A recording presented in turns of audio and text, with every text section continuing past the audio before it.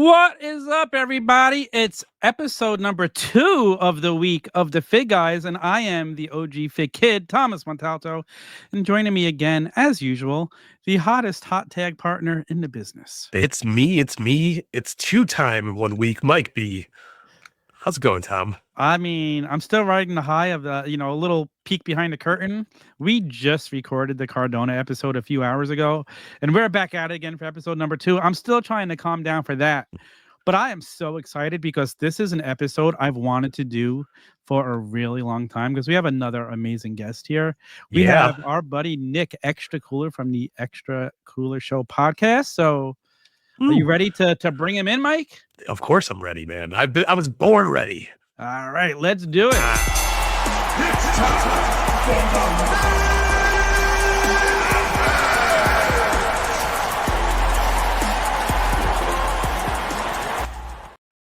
for the Garcia dance. Welcome to the show. Finally, Nick ExtraCooler. How are you doing, man? I'm doing good. I'm so excited to be here. I'm so glad we finally got this to happen. Dude, it's like it almost paid off waiting because there's so much more to talk about than when we first started discussing coming on the show. Yes, but, for sure. I mean, I'm so excited. Let's talk first. Like, we all know the ExtraCooler Show podcast. We know your nickname, ExtraCooler. Why don't you just tell us? I know this story, but I love this story. And for the people who might not know, this story is amazing. Tell us where the nickname came from. All right. So anybody that's listening to this podcast has seen Ghostbusters or Ghostbusters 2. So, I'm in my 40s right now. And when I was in elementary school, Ghostbusters 2 came out and my uncle was writing commercials for High C. And they had this citrus flavored drink that was getting a rebrand, which is kind of funny because, it's like kind of like a wrestling gimmick there. It's getting a rebrand, repackaged, and it's going to get turned green and it's going to be themed around Ghostbusters 2. So he said to me at a Christmas party, he's writing commercials. And he's like, hey, they're looking for a new name for this drink. I told them we have the perfect clientele to help us pick the name. He displayed to me a handful of names and I picked ExtraCooler.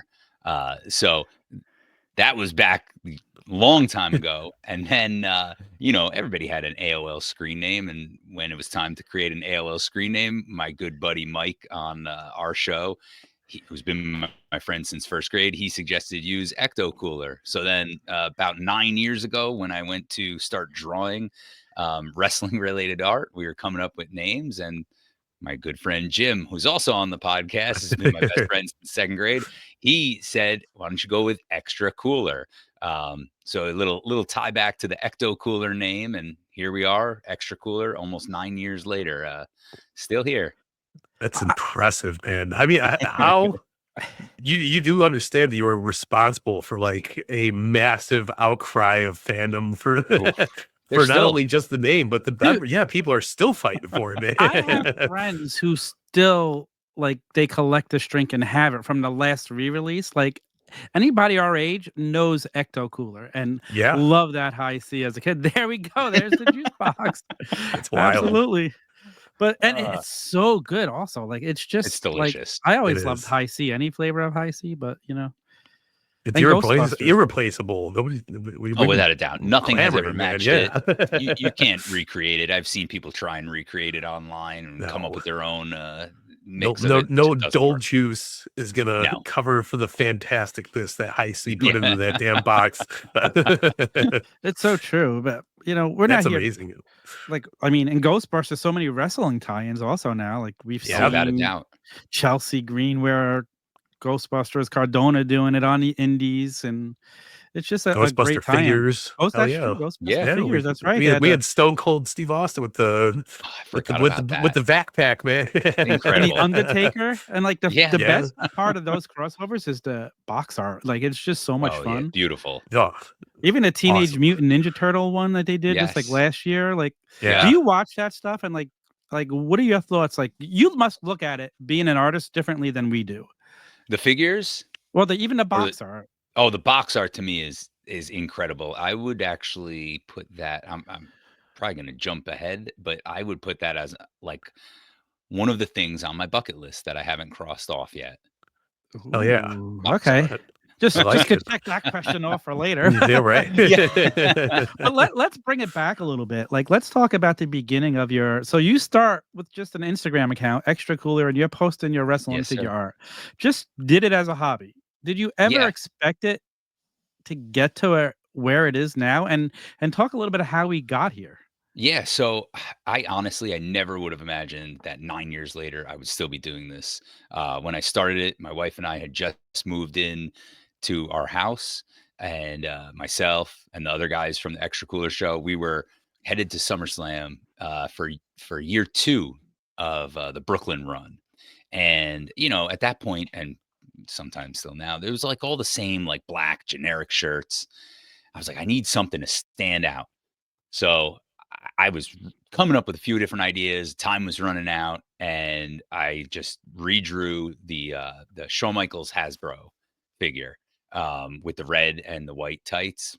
And I just threw it on one of those sites, slapped it on a T-shirt, tore it down to the Barclays, posted it on the Instagram. Some guy saw me on a train on the train ride down. He was like, "Oh, I follow you on Instagram." I only had like 100 followers at the time. Wow. This is for real. This is pretty wild. And then, like, people would see it like online when you're waiting for a drink or going to the bathroom, and that's a sick shirt. It's like, oh, okay. So here's where we're going with this. It's wild. Listen, it happened to me at WrestleMania this year. I was wearing one of your shirts and somebody Yeah. stopped me. So your shirt's speaking, and I had to give him your Instagram name so he could find out how to get a shirt. So Always appreciated. oh, Hell yeah. always. Like, listen, this is a amazing community. So we're just here to support everybody and just help any way we can. Yeah. So your first dabble in wrestling figures was that be the micro brawlers? Yes. And actually, man, we're gonna name drop him a lot, but thanks to Matt Boom. Cardona, I had done a bunch of work for him, and I guess Pro Wrestling Tees, they were gonna be pumping out a few extra brawlers, and he recommended me. I designed actually the Berserker micro brawler yeah. was the first one.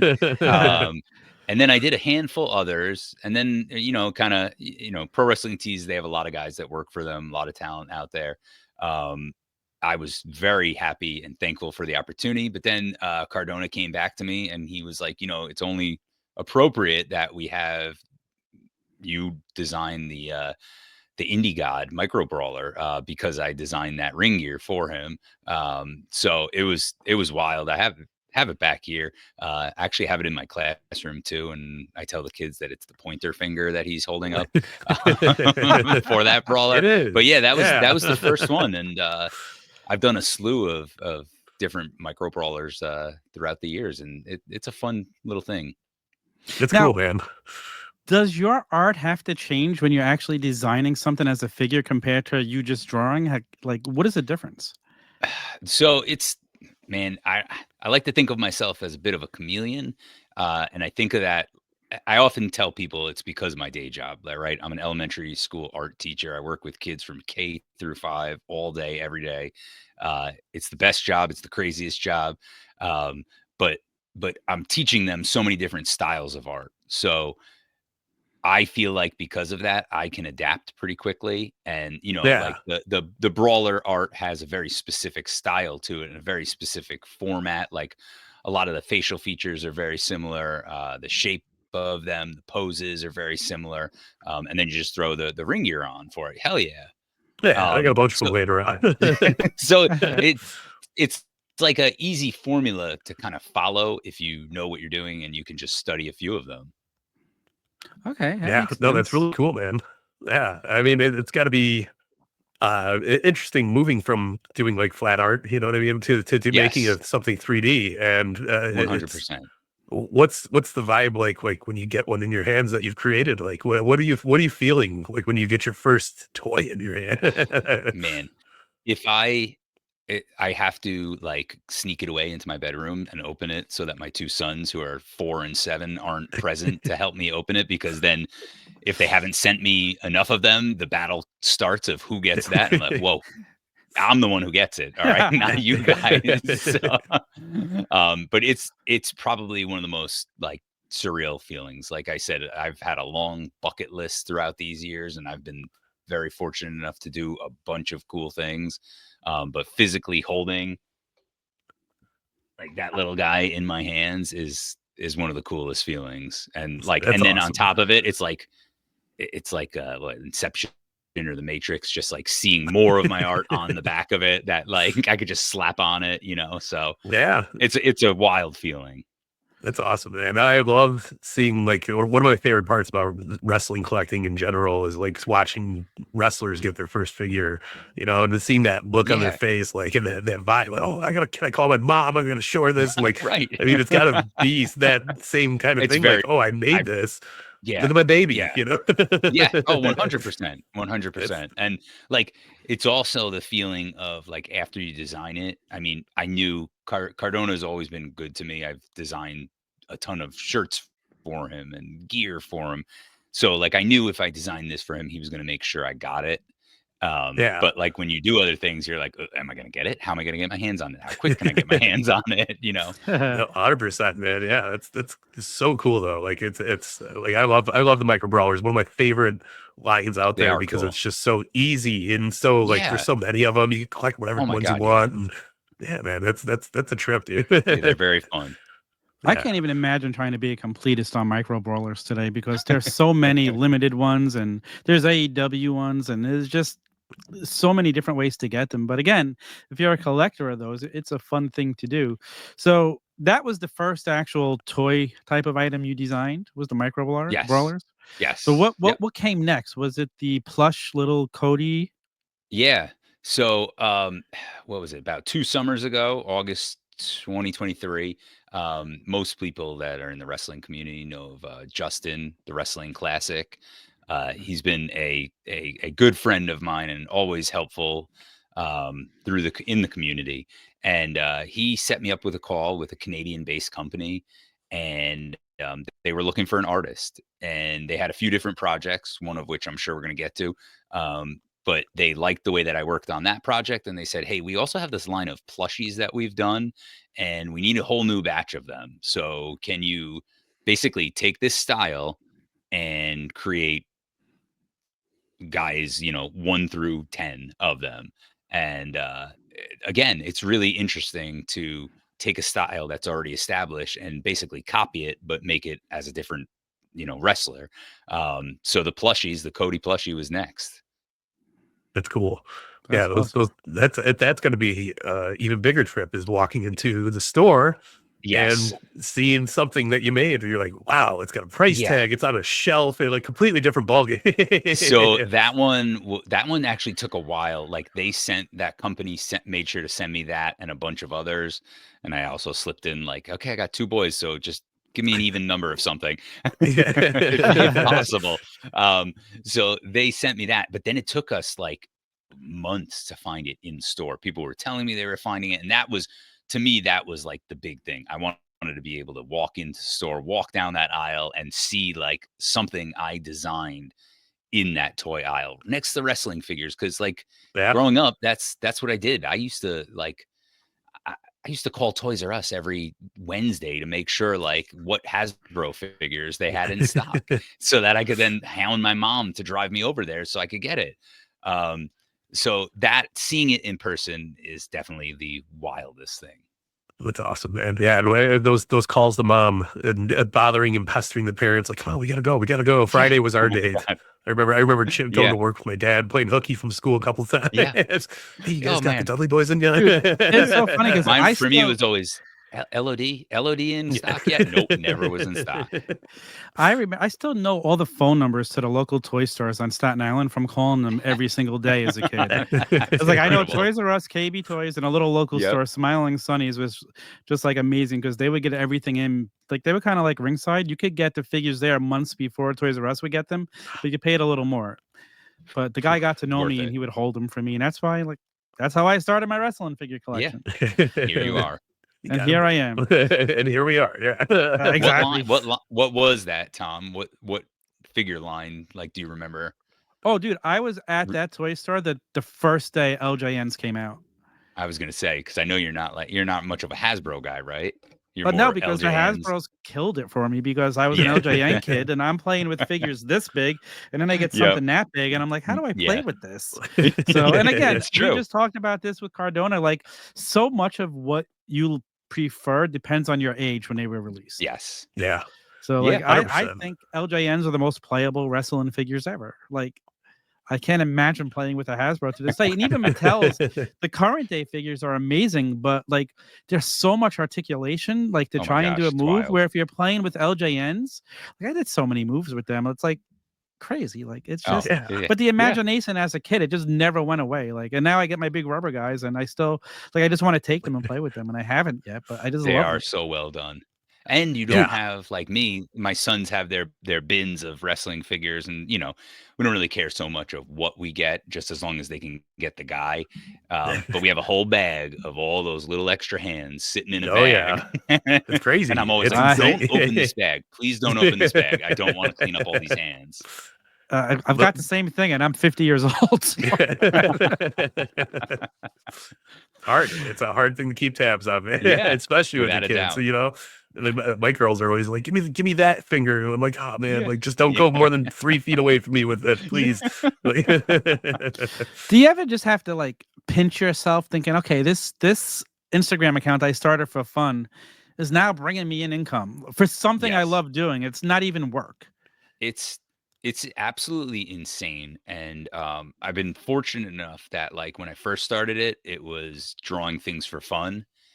And now it's like you said, I'm drawing things because people are commissioning me to draw these Yeah. things. And it's the most surreal thing that I don't have time to draw for much for myself because I'm so busy with other projects. And it's a beautiful thing, and I'm forever grateful. Like I say, there's yeah. so many worse problems to have than having. Oh my God, without a doubt. Without a doubt. 100%. But you mentioned doing Cardona's gear. Like, who else is like I know, but tell us who else's gear you've designed. Yeah. So I've designed a bunch of gear for FTR, and this goes back to the time of having that time to draw for myself. And one of those things was I drew a piece of just the two of them of FTR in like a real. I used all their the 7 colors that they typically use, the bright colors. I posted it. Nothing. Like, sometimes you hope for like that. You hope for a like, maybe you'll get a follow from a wrestler. Maybe you'll get a comment. This is awesome. Thank you. That nothing, crickets. And I was like, okay. Then out of nowhere, months later, I get a DM from Dax. He's like, hey man, I love this. Anyway, any chance I can get a print for my bar? So anybody that knows Dax and follows him on Instagram, he's a big tequila drinker. And he's got a bar and he's got all like, fan art and these belts hanging up. So I was like, yeah, sure. And, I thanked him. I was like, if there ever opportunity for me to design any shirts for you or whatever, I would love to work with you guys. Okay, cool. Right off the bat. Yeah, let's do this let's turn this into a shirt then. What? What is happening right now? And that first design that I did for FTR was the first thing that I ever saw on a wrestler on television. And that blew my mind. And then after that, he liked the way that I worked with them, that they asked me to create ring gear for them. And, I've created countless trunks, designs for their trunks. Cash actually wore a skull on his boot for probably well over a year, I would say. And to me, working with those guys is just one of the craziest things. Every time they pop up on TV, they're on TV right now wearing a shirt design that I've done for them. That's awesome. I worked with Cash. I mean, geez, it's probably like 10 years ago in the local independent here. They were from Carolinas. They would always come up to, up to the monthly shows. And I ran into them in Vegas a couple years ago when I was doing some work with AEW and stuff. And like, I was like, dude, ExtraCooler. They're like, yeah, man, ExtraCooler, baby. And I was like, yeah, dude. And he's like, you know them? I was like, yeah. And it was a cool like little conversation. That's awesome. But it's so weird because like even with the figure photography, it's kind of like the same vibe. You Yeah. hope you get a little maybe like a hell yeah, that's awesome, and it's the best when they appreciate your Oh my project, and that's so Yeah. cool to see to hear that FTR is good people, because they are good people, and but They the are word good needs to get out guys. there more.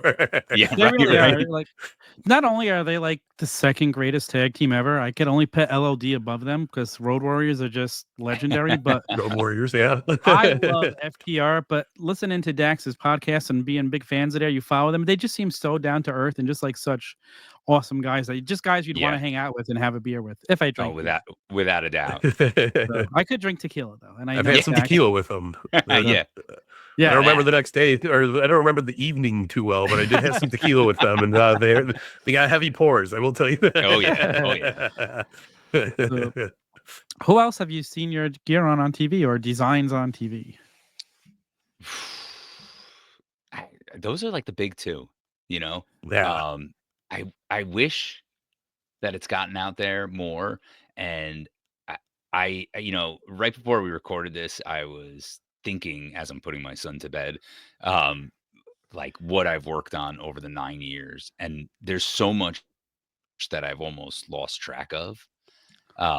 So much that like I've not forgotten because it's all saved on my iPad. Sometimes I'll go into the archives, or you know, Matt, one of my best friends, he'll always repost my old artwork when something hits. And there's so much that I've worked on that I don't even remember. I don't. Yeah. The FTR one will forever stand out as number one. Dude, Yeah. you've worked for us many of times. You designed our logo. Yes, You sir. did our first shirt. We have something special now coming in 2 weeks, which is one of my favorite things ever. And I'm not going to spoil it here, but we're going to show it on our 1-year anniversary an show. honor. Yeah. But like that, like is like a dream come true to me. And maybe people might figure it out or not, but it's I never imagined that with me being on it. Like you like, look just great in a mini skirt, Tom. thank you, dude. Like, my legs. I even had to shave my legs. So I know that's not where it ends with the toys. You actually had a product come out not too long ago that you designed from the get-go. Let's talk about that whole process and how that came about. Yeah. So originally, that was, you know, going back to what I had mentioned with Justin Wrestling Classic.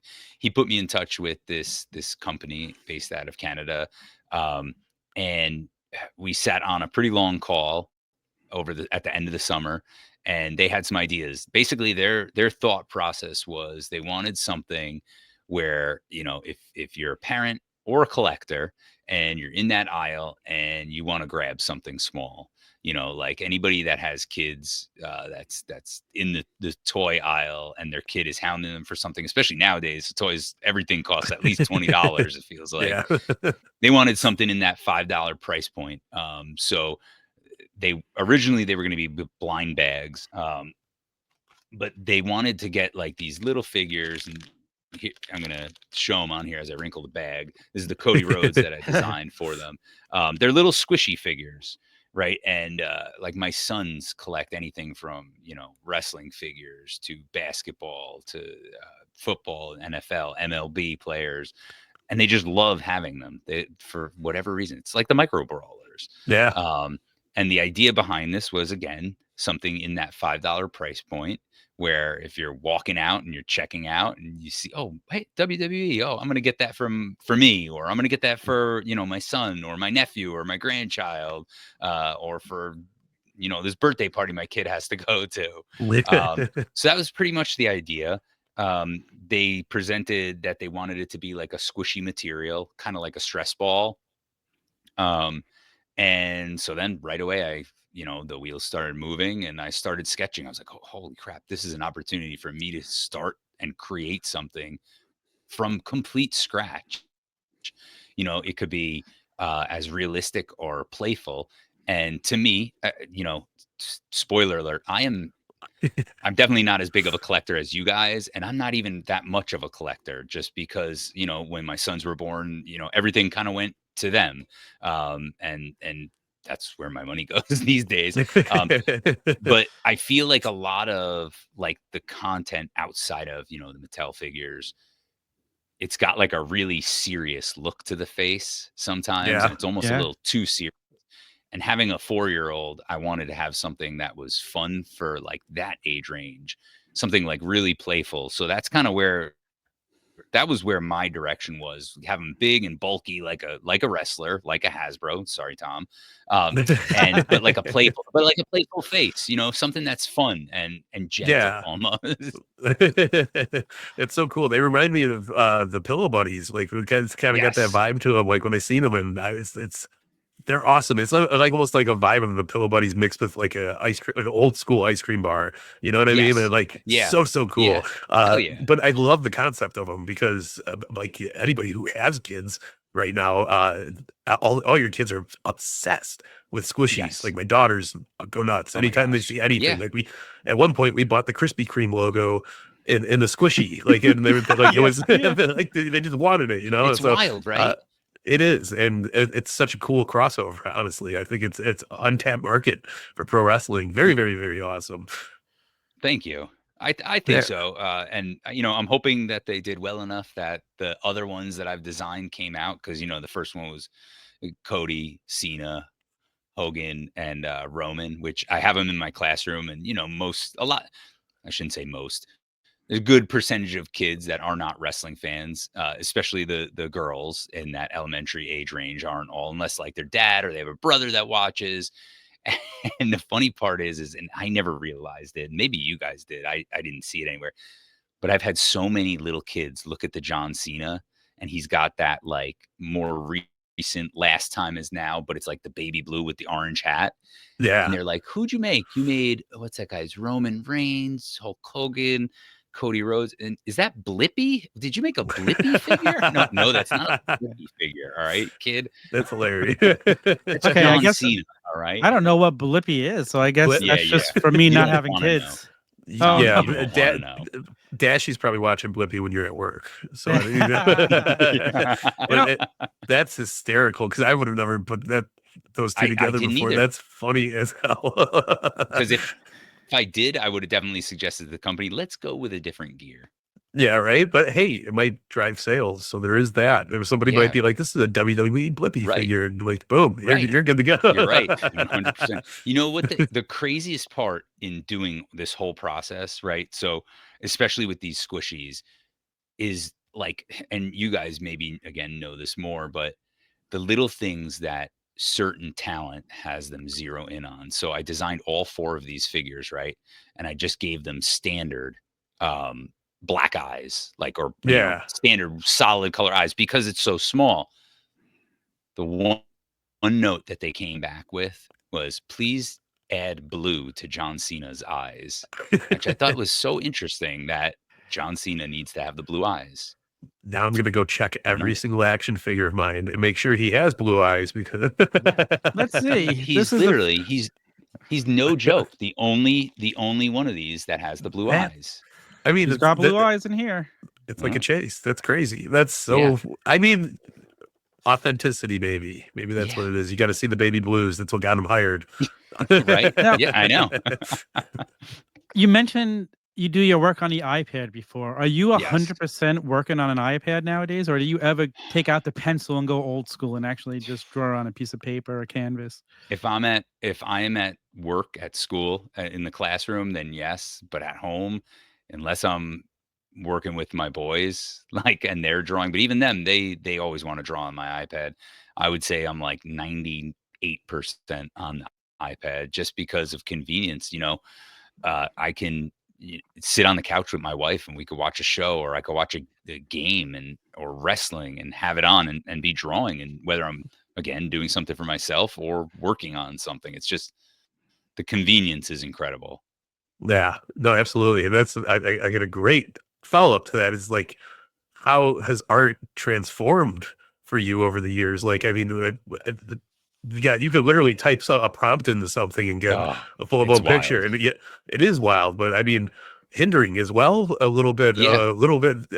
It's but also it's got to be crazy in the mindset too, and be like, man, like if I see where it can do it, but like nothing beats doing a pen and paper. You know what I mean?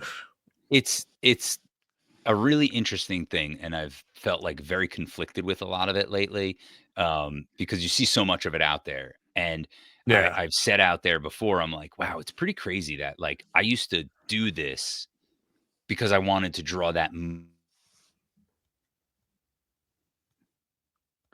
Uh-oh. He froze. He froze. He froze. I stumped him. Let's hope he unfreezes in a Yes, second. Oh, sorry, guys. There you're all he good. is. There he is. He's Okay. back. You're back. What were you saying? You said you wanted to do this and then you froze. No, so I used to do that all the time, and now you can put it into a prompt and just say like, draw me, Paul Heyman giving a nut shot to Roman Reigns in a cartoon style, and there it is, you know. But at the same time, it's out there, and then it helps you. We all have to learn how to adapt to it, especially as artists. 100%. And I think right now we're in such an infancy stage of seeing it being used so frequently. At the same time, like I'm cool with it because, people, I'm not going to sit here and hate on it. I'm not going to use it. You're never going to see me post it. But at the same time, like if you have a vision and you can't put it down on the iPad or a piece of paper and you want to type into that Chat GPT, like go for it, man. Have fun. Right? Yeah. By all means. I think it brings more eyes on the art in general because more people are doing it. And then if they'll find, like, say, an ExtraCooler that actually does it, they'll be like, oh, shit, like, this is way better than I would imagine, So that's got to be the positive side of it. The downfall to me is the irresponsible and the younger audience who don't necessarily, like, they need to be taught how to use it in the right way, and not like, kids will and irresponsible people will claim it to be their own, and you can't do that. Like, that's just, we all know a robot made it. It has a very distinct look to it. And that's cool. There's always flaws. I like it. It's like, when you go to the bar and you have those games, like find the differences between the two pictures. I always like to find the spelling mistakes and all the little blips throughout it. So I can't hate on it. It's good. Listen, I hear a lot of positives, a lot of negatives, but it's inevitable, right? Like, so at some point, it's either you adapt or you're gonna be forgotten about. I said to Matt, my best friend, I said, I'm very lucky I started ExtraCooler when I did, because if anybody's looking to start now's not the best time. I still encourage it, but like, you've got to find your own way. Yeah, 100%. And you got to make it unique and yours, and then people will appreciate it. If you're doing 100%. something everybody else is doing, then you're not going to catch on, probably. Yeah. Here's a question, and you being a teacher working with kids every day, you may be able to answer this, but what makes somebody like you be able to draw and somebody like me not be able to even write? Is it the way you look at things? Like, I really would love to see things through your eyes, because I think you probably see more detail and shapes differently. Like, I just, to me, it's amazing seeing someone like you be able to draw when I can't. And it's just a talent I wish I had. Thank you. Thank you. I do think there's different levels of it.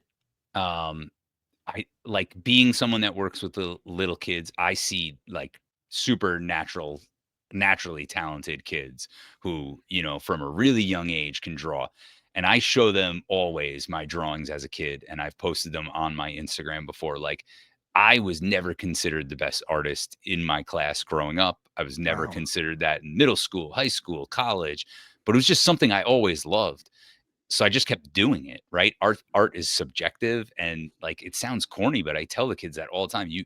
If you love it, you have to keep doing it, right? And it just like anything else, playing a sport, the more you do it, the better you're going to get at it, of course. Yeah. I do think there are certain people that can see things differently, like with an artistic eye versus, not. There's plenty of people there who have a beautiful camera on their phone and have no clue how to take a picture. So true.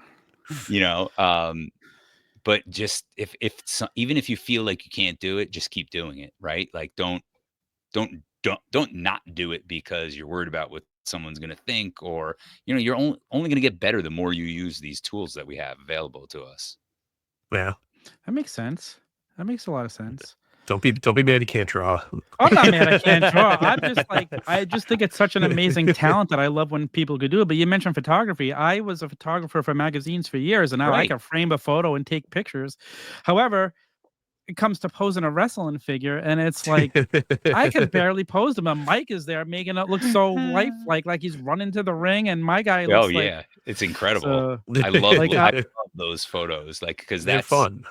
That's like that's what we would do as like kids. I have like my first rolls of camera, and it's like just like wrestlers inside the Hasbro ring, like posed, or like I had the LJN ring. So whenever I would use, I would always get mad, like, going back to what Tom said with the size difference of them. Like, Yeah. I had a ton of LJNs that my dad just would get me just to try and get me into wrestling.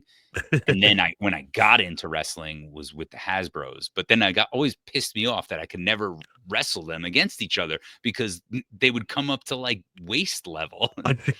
If even, If even.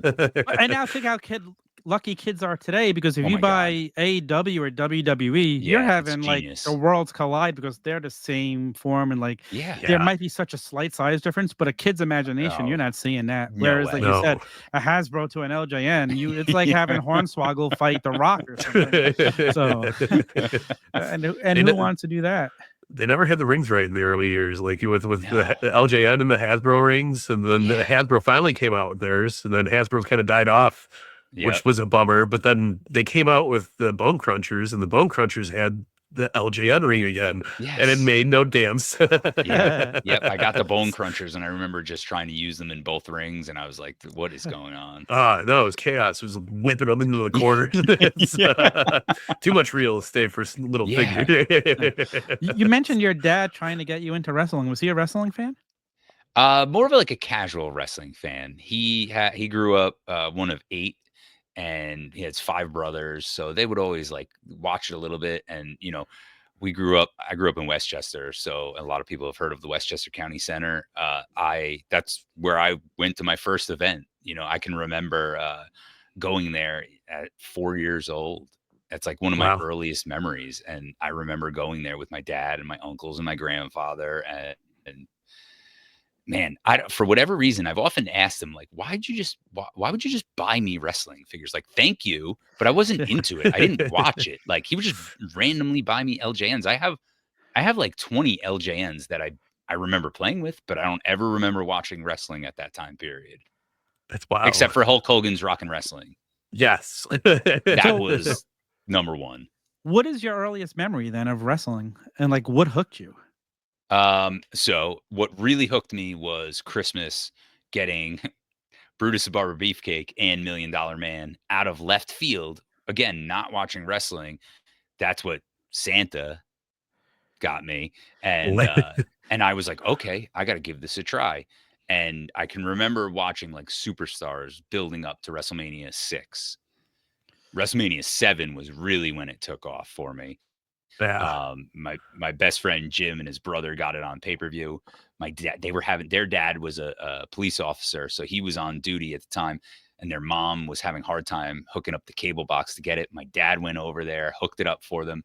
They ended up recording the event on VHS that Monday in school. Jim, I can still remember him handing me the VHS. Got home right away, popped that bad boy in, watched WrestleMania 7 the rest of the afternoon. And from there, that moment was like the rest was history. That's awesome. I missed the VHS game. That was a big deal, man. Tape trading. I mean, even as a little kid, I remember handing out tapes back and forth. Some kid named Jason that I went to school with would be like, "Here's this one, man. Did you catch this one? Here's ECW from 2 weeks ago." And you're like, "This is amazing." We used to even just the simplest thing. Like I can remember recording Raws, pausing it on a commercial, restarting it right before it would come back on, and like, oh god, time and effort. I still have so many of my home VHS tapes of recording wrestling, like all the MSG network that we got luckily living here. I have so many of the garden cards still on VHS, and I just want to get something to convert them to digital so I could just go back and watch the original, not what's on like Peacock where they edit it down and take out what they don't want you to see.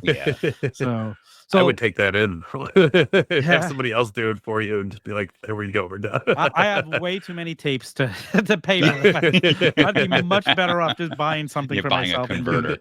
So you mentioned, Matt and Jim and Mike. Talk to us, like, how did the podcast come about? Oh man, it's And go like the back to the most. beginning. Like when you were in school, you said you knew Jim and Mike. Were you all into wrestling back then? Yeah, so Mike and I became friends in first grade. We were in the same first grade class.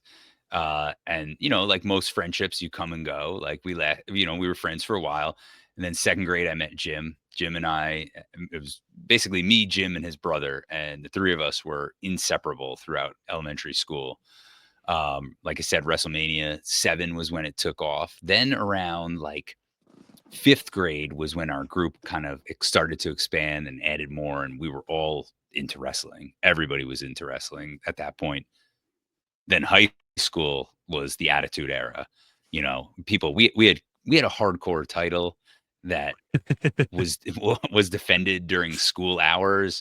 And it was just like the wildest thing. People giving stunners in the lunchroom, like everything you would imagine about the Attitude Era. But then, fast forward, we continued to watch wrestling. I went to college, graduated college, went to get my first job out of college to make some extra money. And that's when I met Matt in 2004. And he and I have been really two of the best friends that a guy could ask for. Since then, we were each in each other's wedding. All three of these guys have been in my wedding. We hang out on a regular basis. We talk every day, and we've been watching wrestling together since. And actually, there was like that lull, right? In like, we just covered something on our show from 2009 where like we didn't really watch wrestling, like 2009. And we all played on a beer league men's softball team. And I can remember we were like warming up for the game, and Jim got to second base and he started doing the Daniel Bryan yes chant. And we kind of like looked at each other. We're like, are you watching again? Like, are you watching again and not telling me? And we're all like, yeah, I watched Raw last night. Like, oh, me too. What? Really? I've been watching Raw for the last month. Someone said, and then since then, we've all been watching wrestling pretty consistently. And now we have a podcast that's about to hit 5 years. Well, congratulations on Thank that, you. man. That's such a wholesome story, though, because like I can't even name half the friends I had when I was in grade school, let alone still talk to them. So that's a beautiful, beautiful story. Thank you. Yeah, It really proud is. of And I think back to like being in school and my wrestling. One of my best wrestling friends in school was actually the ECW Zombie. We would go and pick up our LJNs together. My mom would drive us, and we would go to Smiling Sunnies and pick them up. So it's like awesome thinking back to those days. It's funny, when he debuted, I didn't even know it was him. Oh my God, that's amazing. I reconnected with him after that, and I always used to think that poor guy just got paid to have Sandman beat him with a kendo stick. Yeah. Like, I felt so bad for him. Then I find out it's him, and it's like he's telling me the whole story, how it came about. And now he passed, like, bless his soul, but like, Wow. he was probably my best wrestling friend as a kid. But That's crazy. I think the chemistry of you guys, I think that's what makes me enjoy your podcast so much, is just the chemistry between the four of you, the camaraderie, the laughs, the inside jokes. To me, it's the only nostalgia podcast I've ever listened to. Sorry, Mike. Thank you. But I don't know what you're talking about. No. but it's just like, it's so digestible the way you guys do it. It's so much fun, and I like look forward to it all. And if you guys haven't checked out the Extra Cooler podcast, you Yes. must check it out. It's absolutely great. Thank you. But we have a fun little. It's a relationship you can't fake. You know what I mean? Yeah. Like it's not synthetic. It's one of those things where it's like you guys all love each other. Like it's awesome. So yeah, well, me and Tom get along. Listen, we're lucky. We've got together during the pandemic, and it took off. And people say they love our chemistry. I don't know why, but they do, and we're good. We're just like we're like the Muppets, Waldorf and Statler. Like, there we go. So, and again, I know you're a big Muppets fan, Nick, and so am I. I've seen every Muppets. The only way you get me to a movie theater these days, if there's a brand new Muppet movie or a Star Wars movie. Yeah, I don't go to the movies for anything else, but Muppets. I collect Sesame Street stuff. I'll collect Muppet stuff. Hell yeah. Like, I'm all in on that. I love it. I've never outgrown it. And now they have those new Sesame Street figures. Have you seen those? I have. I think they're from I got to get them. I mean, I hear people saying like, "Oh, people don't have nostalgia for Sesame Street." I'm like, bullshit, they don't. Bert and Yeah, Ernie no way. were so funny for their time. If you go Oh my back and God. watch Bert and Ernie now, there's jokes you didn't get as a kid. Oh, no way. And you Yeah. just sit there rolling. You'll Love absolutely Bert and Ernie. sit there rolling. But we're gonna play a little game with you. We have a new All right. segment we're debuting with our guests called the 10 Count Showdown. Yes. We're just gonna ask you 10 questions. There's no right or wrong answer. It's just your opinion and what you feel. So Let's go. you ready? Let's Love start it. with number one. And I know the answer to this one, but this is number one on the list. LJN or Hasbro's. Okay, maybe there is a wrong answer. Go ahead. I gotta go. I love the LJNs, but I gotta go Hasbro.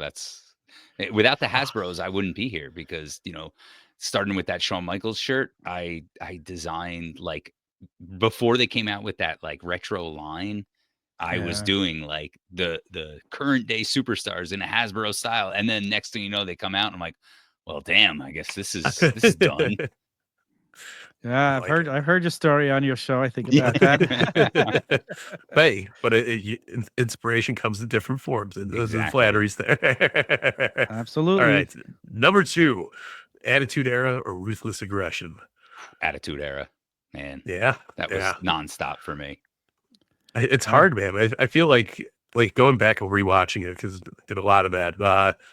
It still holds up, but in a different way. Yes, If that makes sense. yes. Like you're not hooked on the wrestling like you were as a kid, but the comedy Oh my is God, so yeah. over the top beautiful. So it's hard to disagree. I think it's also like a time in your life, like when you watch certain wrestling eras, right? Like that the Attitude Era was for me time of life where like everybody I went to school with was watching wrestling, and Yeah.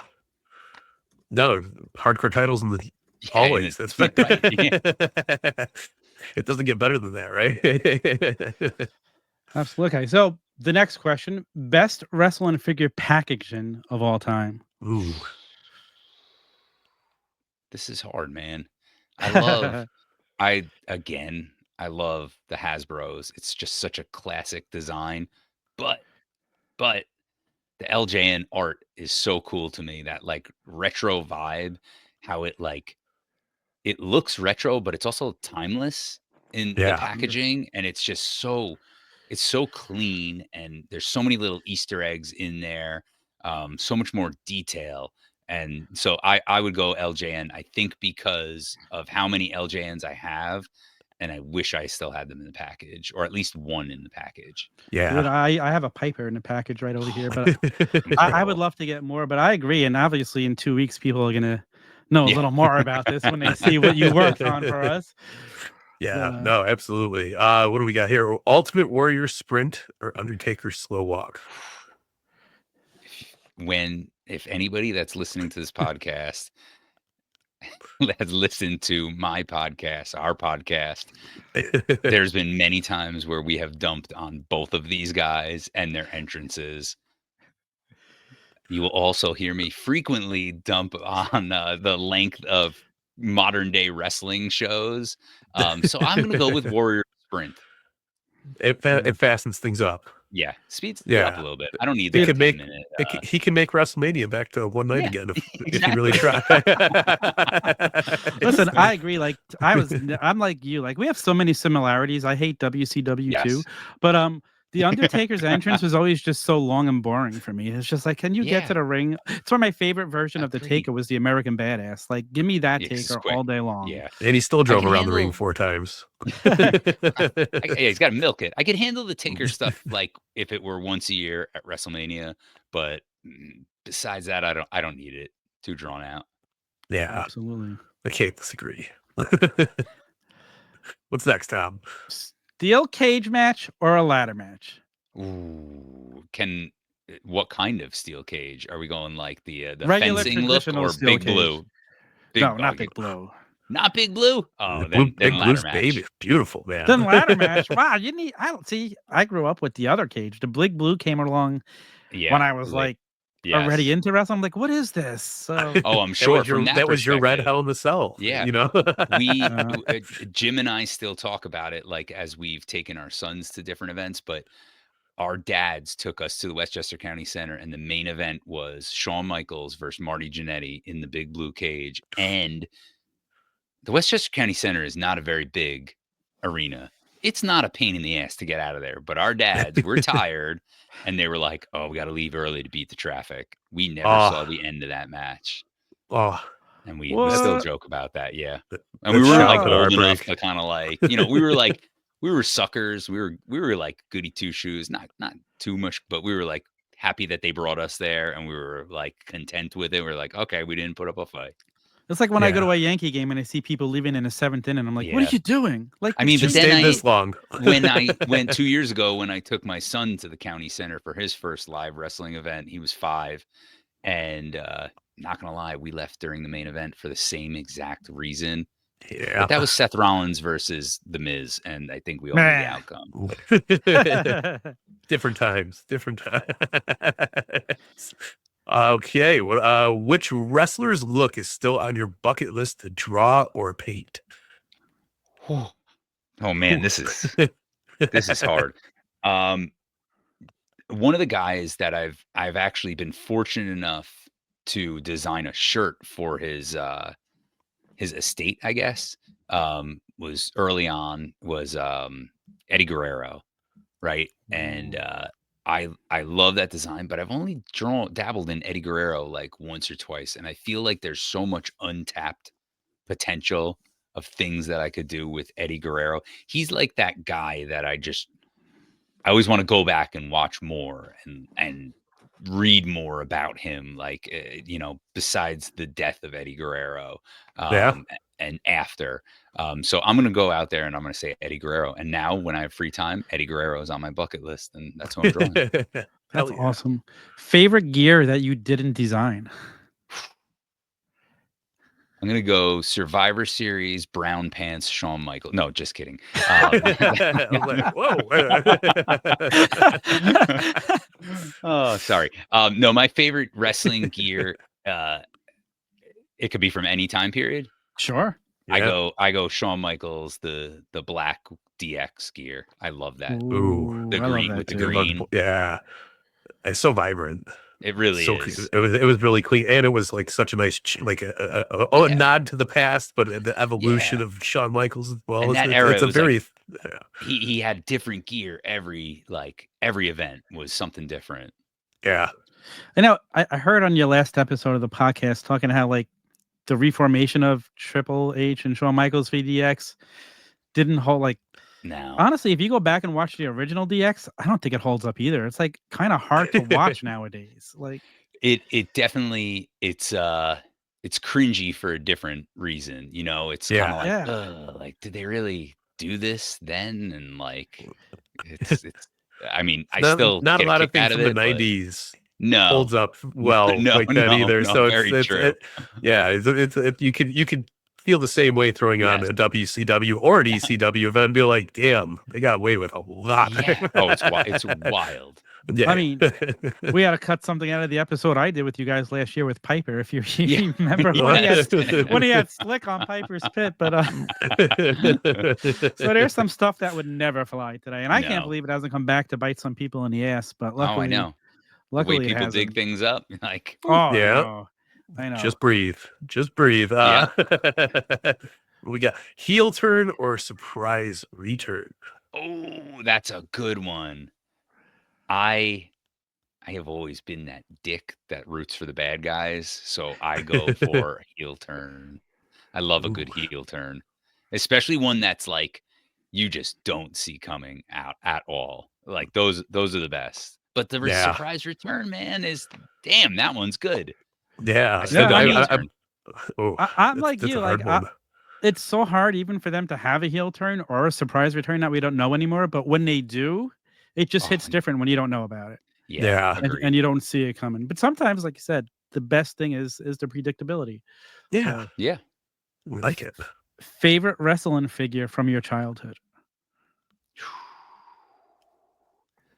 All right, this one holds a very special spot. Mine is the Razor Ramon Hasbro, and I've told this many times. My grandfather, who I talked about going to the events with, I can remember him being over our house over the weekend, and there was a Saturday night's main event on, and Razor Ramon was there. You know, I left the dinner table. He's there with my parents and my aunts and uncles, and he sees me watching wrestling, and he comes and he watches a little bit with me, and he had like the most contagious, loudest laugh imaginable that my dad now has and that I'm developing out of nowhere.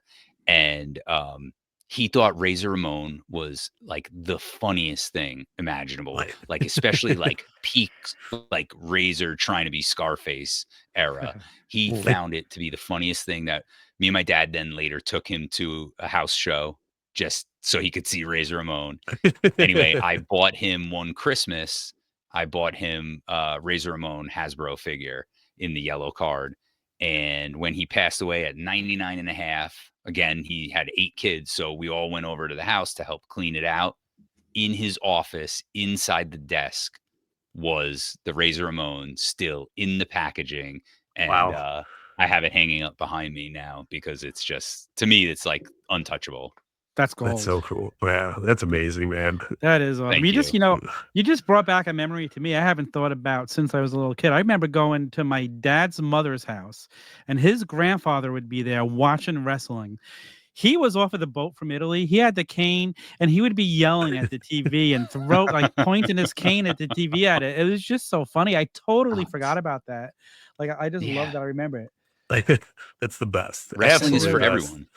Yeah, it is. Absolutely. It really is, especially for the older, generation out there. Yes. The grannies and the grandpas love it. Yeah. Oh my God. That's the best. When I hear about an older person who like secretly still watches or used to watch, I think that's like the coolest thing.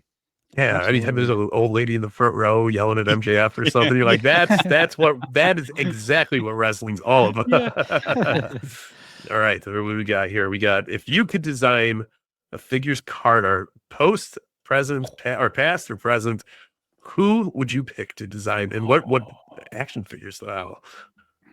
Oh man, Shawn Michaels has always been my guy. I'd have to go Shawn. It doesn't matter the kind, but if I could do anything with Shawn Michaels, like, to me, I actually, like, not to toot my own horn, but when he cut off his ponytail, like around whatever WrestleMania that was, Pro Wrestling Tees came to me and they were like, we need something done, and we need something done today. Like, can you help us out? Here's the idea. We want to put Shawn in the barbershop chair. All you can see is the back of him, ponytail hanging through the barbershop window. Can you do it? And sure enough, I banged that thing out in, like, it says heel turn, and it's just the barbershop set with him in the chair. And so anyway, back to that. That's Shawn Michaels fantastic. would be my guy. That's awesome. I haven't seen that. Is that on your Instagram? I gotta go look for that. All right, cool. Yeah, I'm gonna I'll dig it up somewhere. Last question. It's out there. You get one WWE entrance theme to play every time you walk into a room. Which one are you choosing? The glass, man. The glass shattering is got to be it, right? Stone Cold's. It's so good. We've talked about some of the ridiculousness of entrance music. That's hard, but like the initial glass breaking is the coolest. Even like, again, kids are so spoiled these days. Me, like, growing up, I had to put like whatever retro video game on just to listen to the music, and it was like the 8-bit version of it, so I could play with my wrestling figures and have them come down to that. Whereas now my son's got like a whole playlist on his iPad that he just like scrolls through and hits play when he wants Seth Rollins. Got pyro and everything. Yeah, got his Titantron with the video right there behind it too. God. It's ridiculous. Wow, today's kids. Yeah, the glass shattering has to be it for me. Ooh. What does it mean for you? This is okay. We're done with the actually there's 11 count showdown because we had a bonus question. Right? Yeah, you're allowed. It's your show. But I know one of the things I love is I love hearing like my friends sharing these experiences with your kids. What's it like for you to like even see your kids playing with a figure that you designed? Like, and just enjoying wrestling now. Like, I love hearing those stories. Like, this is the only thing that makes me wish I had a kid. It's that, and I need somebody to take care of me when I'm old.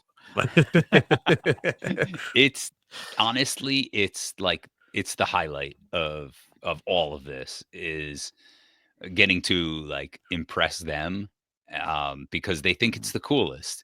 And even beyond the designing factor, like, my son, when he watches events, we'll let him watch like the first match, maybe the second match, depending on the time. And then he wakes up. He's an early bird, just like me, and he wants to watch. Like, for example, WrestleMania Sunday. He woke up, wanted to know what happened in the main event. I said, "You're gonna have to watch, pal, to find that one out." But actually, the Saturday one was the one that really got him. He was glued to the TV on the Saturday of WrestleMania. Sunday, a little pissed like the most of us. But just getting to experience that and like just the stupid stuff. Like now he's playing 2K25 with me, or I'm trying to play it with him. He's destroying me on it. Their little fingers are just so fast. That's why I won't play online. Yeah, no, God, no. Oh, God, no. Can we lower the settings to easy? I've done that too. Oh, man. We can't thank you enough for like coming and spending this hour with us. Thank you guys. Why don't you plug it yourself? Plug everything. Tell everybody where they can find you. So you can find me on Instagram at ExtraCooler. Our podcast is called the ExtraCooler Show, available wherever you get your podcasts, especially if you're into listening to the nostalgia piece of wrestling, which we consider that to be our bread and butter, right? We pick a random pay-per-view, usually themed around what season it is in wrestling, and we cover it. It could be something super popular, or it could just be something really obscure. Whatever we're in the mood for, man. So again, like my artwork's out there at ExtraCooler and the ExtraCooler Show, wherever you get your podcasts. Love it, absolutely man. A must listen to podcast, a must follow on Instagram. Thank you. Again, thank you guys so much. Just another quick reminder before we get out of here. You guys could win The Last Time Is Now, John Cena. All you have to do is go to thefigguys.com. The link is at the top of the page. It's very easy to enter. All you got to do is follow us. Got the rest of the weekend to do it. Yeah, you have till next Tuesday at 7, right before we go live with FigGuys. So, this Tuesday. Again, this Tuesday, that's right. This Tuesday. It's only a few days away now. We don't even know what's happening next Tuesday yet. No, we only have 2 weeks till our 1-year anniversary as the FigGuys. Oh, man. Cheers, guys. I really appreciate you guys having me on here. I'm glad we can make this work. It was a lot of fun. No, it's a blast, man. I will always have time to talk pro wrestling, especially with such great people like you. Hell yeah. Likewise, man. Hell yeah, man. All right. So, guys, go to thefigguys.com. Until next week, for Nick, for Mike, it's Tom. We will see you soon. FigGuys out. Thanks for watching FigGuys. Please like, follow, subscribe. And until next time.